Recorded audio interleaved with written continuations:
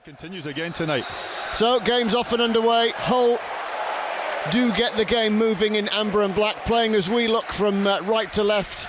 Sheffield Wednesday trying to enact that press early on, chasing in numbers, which is something England didn't do particularly successfully during the Euros. Callum Paterson, the silver-haired Callum Paterson, puts his marker off as Paul Valentin wins it back. Lovely flick, chance and a goal! Goodness me, that's absolutely brilliant as Charlie McNeill rattles in the shot unmarked past Anthony Rachopi in the whole goal.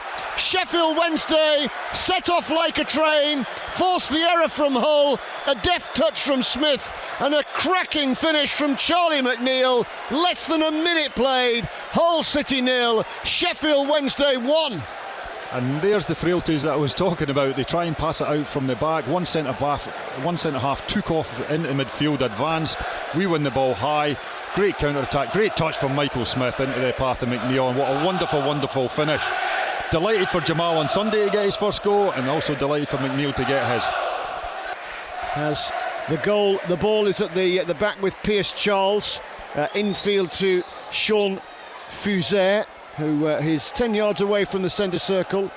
He immediately goes back to the goalkeeper. It was a little bit of a hospital pass into the middle of the park, but Wednesday are able to keep possession, and a neat little flick sends Liam Palmer racing upwards and across halfway in the white boots. Wide it goes to the far side. Kabachki onto Palmer on the overlap. In it goes, shooting chance, and that chance from Charlie McNeill.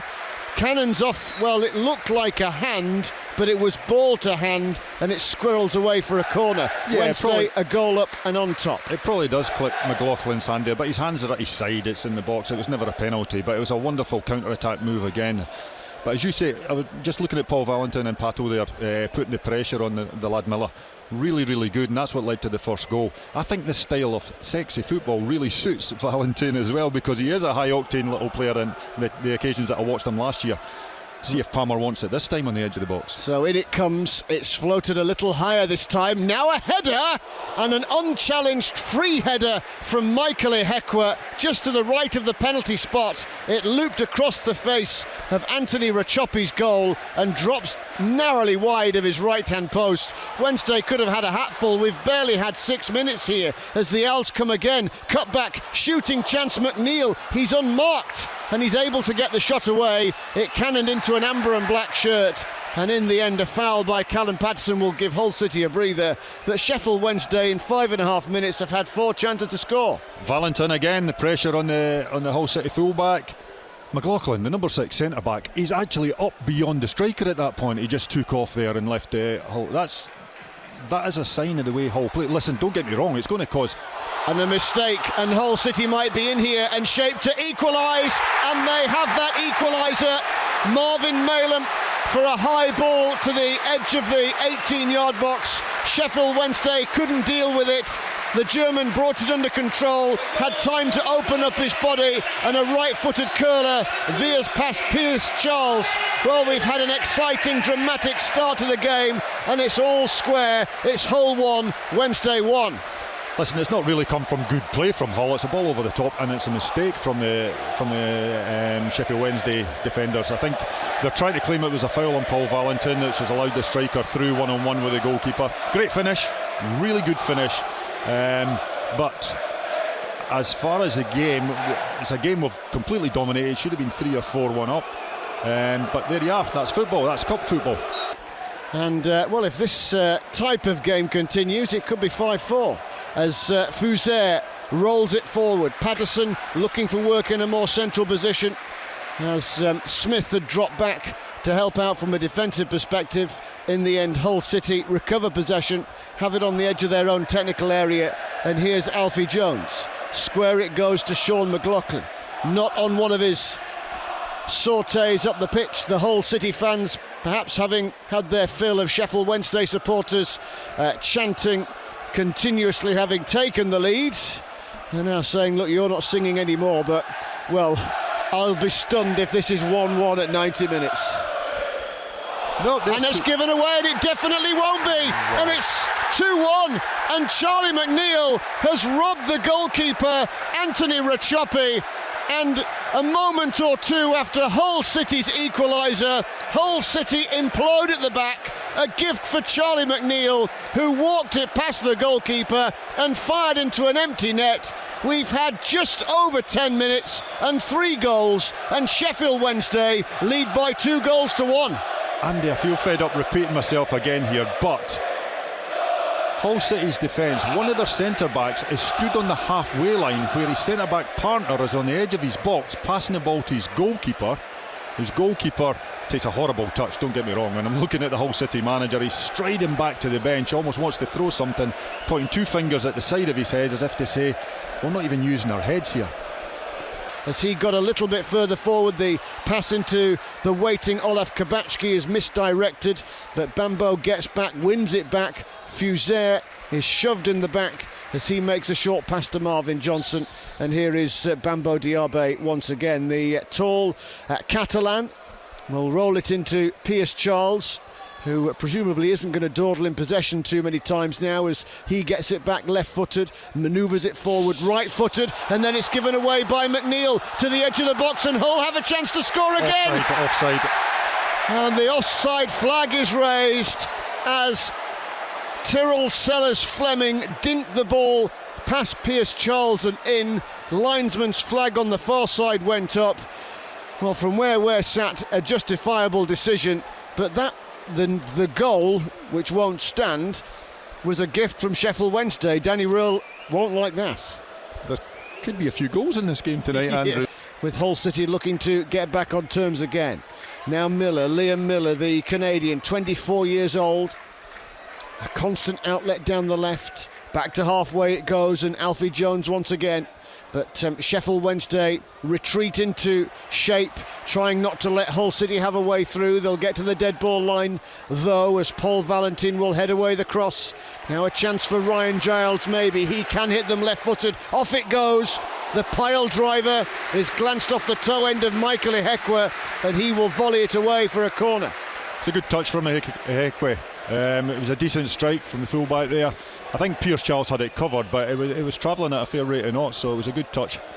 Here is a player who has scored twice in McNeill, on the rim of the centre circle, with the Hull number 17 Finlay Burns at his back. A Manchester City youngster, and no foul on that occasion, but there's a foul on Sean Fuser.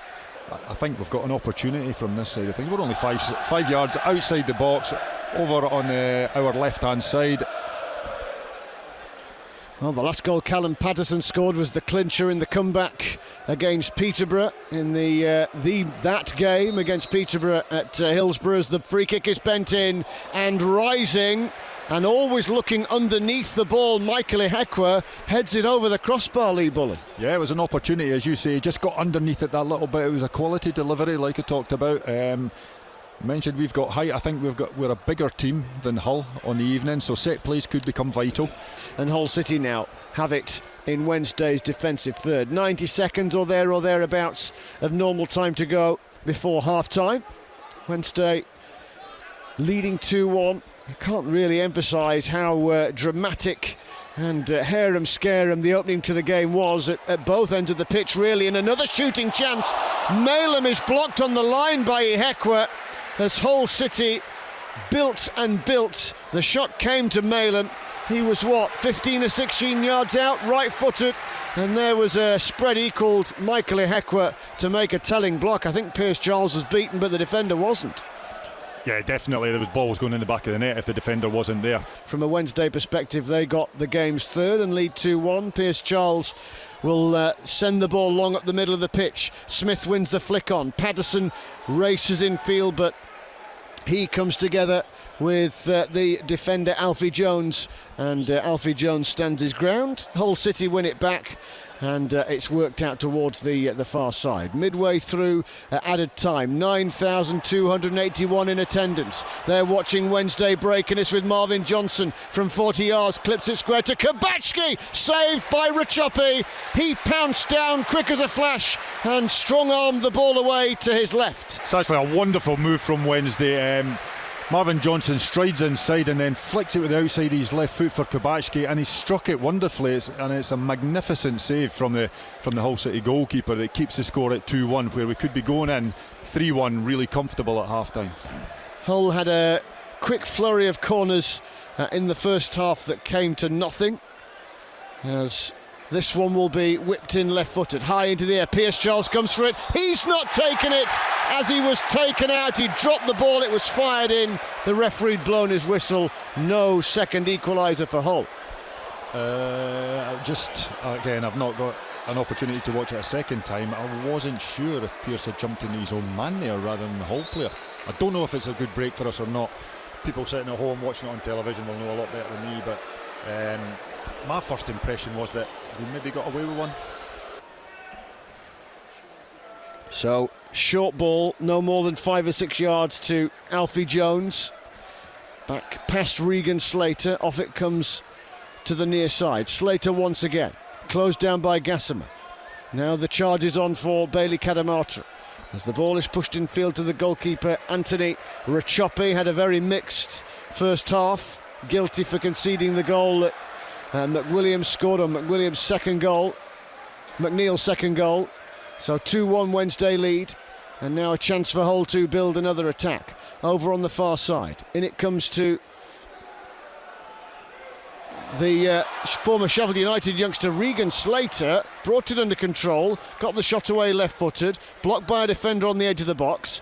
Hull City now trying to fashion another opportunity, but as the shot came in, it broke down all rather cheaply, and it's fired over. I think we're seeing a completely different side of the way that Danny Rowe might have to deal with things this year.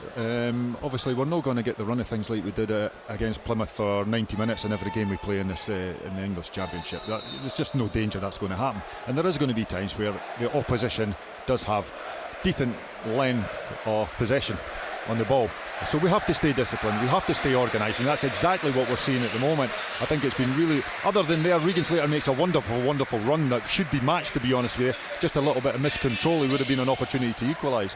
But other than that, yeah, as you say, Hull City have had a lot of the ball, but it really has been a bit of crab football, side to side stuff, without anybody really taking that opportunity to have a strike at goal. Yeah, and if we were edge of the seat entertained in the first half with heavy metal football, this is a bit more of a slow waltz. Yeah, a little bit more Mozart. Oh, classy. So Wednesday look to counter-attack, and that counter-attack is led by Bailey Cadamarteri. The pullback looking for Michael Smith, but it's fired away. And in the end, Hull City defend, and now maybe with Hull City looking to counter-attack themselves, Wednesday will get a bit stretched here. They'll have to be careful, the Owls. Hull City immediately on the front foot. Estjapinen rising, but the downward header from the youngster Sellers Fleming will find Pearce-Charles scrambling across his goal mouth. So Hull come forward, playing from left to right as we look. It's with Jones. Jones looks square to Andy Smith. Smith, the substitute, onto Coyle, who equally came off the bench. Now Tyrrell, Sellers, Fleming. It looks as if we've dropped into a back five now. Palmer's dropped in at right hand side with the Heckley in the middle and Diaby on the left. Yeah, it does at the moment, doesn't it? And there's Smith then shot out of the line to try and put a bit of pressure on Hull City, but still they come forward. Now possibly an option here for a counter-attack, but Smith attempted the through ball and it didn't come off, and Sean Fouzier took out Estjapinen. Referee didn't think a great deal of it, but Estjapinen, the Colombian, went for a forward roll and a somersault. But if you're just tuning in, the good news is that for all of the low-key football at the moment, it was a fast start and Wednesday lead by 2-1. Second round draw is tonight. And now Wednesday build and try and get in behind with Marvin Johnson. The ball is squared in beautifully. Bailey Cadamarteri just didn't commit, and Johnson hit it first time right-footed. Almost the perfect bend from 3 or 4 yards inside the left channel of the penalty area. It arced across the face of goal and was no more than a whisker away from the foot of the post. Yeah, great opportunity there. Is really unlucky with the right foot. I thought it was bending in the bottom corner. It was a great piece of interchange now. Looks as if we've definitely gone to a 3-5-2 by the looks of it. Well, the whistles ring around as the Hull fans head for the exits. Only the Wednesday fans are staying to celebrate full-time as Otegbeo's header has the goalkeeper Piers Charles scrambling, but that is that. No corner required.